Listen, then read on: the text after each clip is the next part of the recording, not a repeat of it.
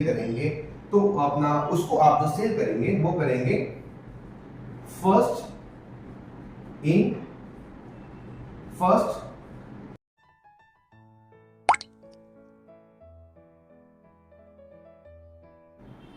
Welcome friends to commerce for you. आज का जो टॉपिक है खास करके एफआई बीकॉम के बच्चों के लिए है।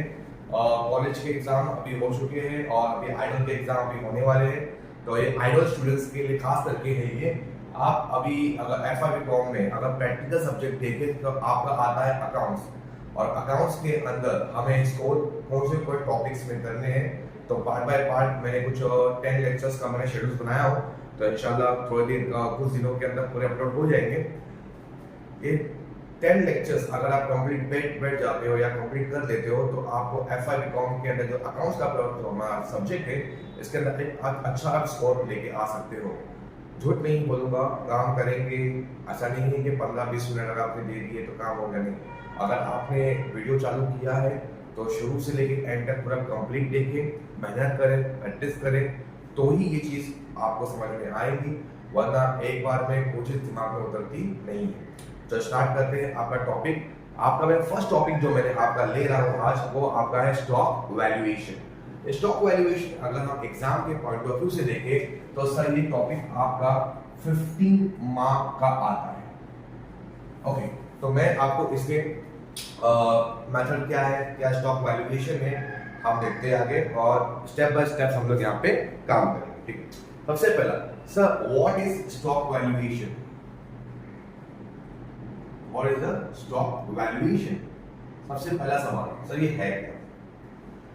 जैसे कि ऐसा एग्जांपल, आपके गोदाम में, आपका गोदाम में आपकी फैक्ट्री, आपका मैन्युफैक्चरिंग यूनिट है, और मैन्युफैक्चरिंग यूनिट के हिसाब से आप क्या करते हैं, बहुत सारा आपके पास मटेरियल बहुत सारा आपका जो मटेरियल है वो इन भी होता है और आपका आउट भी होता है। ओके, हम मैं लोकल्स की बात नहीं कर रहा जहां पे एक ही सोल ट्रेडर है, छोटे पैमाने पे काम हो रहा है। मैं बात कर रहा हूं प्रॉपर फैक्ट्री की, जहां पे प्रॉपर यहाँ पे माल आ भी रहा है और माल हमारा मटेरियल जा भी रहा है। यहाँ पे पूरा कंसंट्रेशन हम एक ही चीज के ऊपर करने वाले हैं, वो करने वाले हैं मटेरियल्स के ऊपर। तो एक बार ध्यान रखना, तो जब कभी मटेरियल इन होता है, मटेरियल आउट होता है, तो यहाँ पे सबसे बड़ी जो चीज होती है वो होती है रिकॉर्ड। अगर हम रिकॉर्ड मेंटेन नहीं रखेंगे, हर बार हम आगे काउंट नहीं कर सकते, एक डब्बा, 2 डब्बा, 1 किलो, 2 किलो, 100 किलो, 150 किलो। हाँ, अगर छोटा है तो इट्स ओके, लेकिन अगर आप बड़े गोदाम में अगर आप हो तो हर बार आपके पास कितना स्टॉक बचा हुआ है वो आपको क्या करना पड़ेगा, काउंट करना पड़ेगा। तो ये कहीं ना कहीं ये पॉसिबल होता नहीं। तो हम यहाँ पे क्या करने वाले हैं सर, हम यहाँ पे how to record material in and out, उसको किस तरीके से रिकॉर्ड करेंगे पहले तो हम वो सीखने वाले हैं। तो स्टॉक लेजर के अंदर हमें क्या करना है सर, स्टॉक लेजर है क्या? स्टॉक लेजर जो है आपका, यहाँ पे जो भी आपका मटेरियल जो है, तो यहाँ पे मेजरली जो हम काम करने वाले हैं वो काम करने वाले हैं मटेरियल जो इन और आउट होता है उसकी रिकॉर्ड के ऊपर। अब जब मटेरियल इन और आउट होता है उसको रिकॉर्ड किस तरीके से किया जाए, तो सिर्फ कुछ मेथड से एग्जांपल के तौर पे अब यहाँ पे 2 है। एक मटेरियल जो है आपका, मैं एग्जांपल ले रहा हूं, जो इजीली डिवाइड हो सकता है, डिविजिबल है, और एक जो है जो डिविजिबल नहीं है। अब जो मटेरियल डिविजिबल है, एग्जांपल के तौर पे हम बात करते हैं पेस्ट्री केक शॉप। अब केक के अंदर हमें पता है कि ये एक लॉट है, लॉट के अंदर 6 पेस्ट्रीज है, बराबर। अब मान के चलते ये 6 पेस्ट्रीज जो है, एक पेस्ट्री 4 रुपए की। मिस्टर एक्स है, उन्होंने बोला कि मेरे को 4 पेस्ट्री दो, तो 4 पेस्ट्री 1 2 3 4 पेस्ट्री मेरे पास से खत्म हो गए। तो 4 पेस्ट्री उनको मैंने कितने रुपए की दिया, 4 रुपए, बराबर। अब लॉट मेरे पास खत्म होने वाला है, तो मैंने क्या किया, एक और लॉट मैंने मंगाया, लेकिन ये लॉट मुझे थोड़ा महंगा मिल गया, ये अपना आया 4.20 का। ओके, अब अगेन इसके अंदर मैंने 6 पेस्ट्रीज मंगाई मैंने, अब 6 पेस्ट्री के हिसाब से अब मिस्टर वाई आए, मिस्टर वाई ने फिर बोला कि मेरे को 4 पेस्ट्री चाहिए। अब 4 पेस्ट्री यहाँ पे इजीली डिवाइड हो सकता है, बराबर।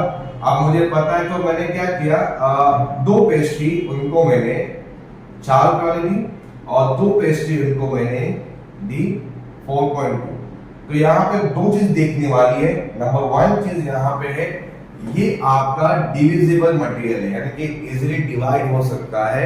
तो यहाँ पे हमने क्या किया सर, यहाँ पे सर हमने आपका जो भी मटेरियल हमारे पास से जा रहा है, जितने रुपए का भी जा रहा है, इंडिविजुअल रिकॉर्ड किया। मिस्टर एक्स को हमने सर, मिस्टर एक्स को जो हमने सर वो 4 रुपए का किया था, तो यहाँ पे कोई इश्यू नहीं है।